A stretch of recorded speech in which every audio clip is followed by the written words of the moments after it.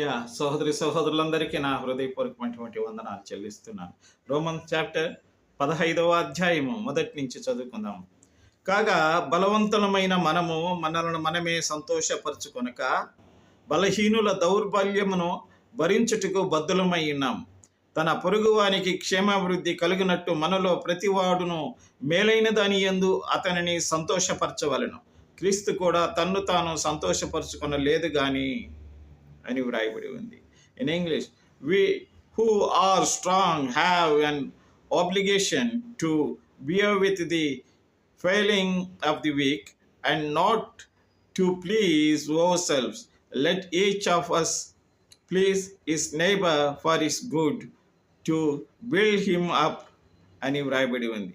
నా ప్రియమైనటువంటి సహోదరి సహోదరులారా, మనము ఈ లోకములో ఉన్నప్పుడు మనల్ని మనమే సంతోషపరచుకొనకుండా మన పొరుగు వాని పట్ల కూడా క్షేమాభివృద్ధి కలుగులాగన మనము ప్రవర్తించుదుము గాక. దేవుడు మనల్ని దీవించును గాక. ఆమేన్.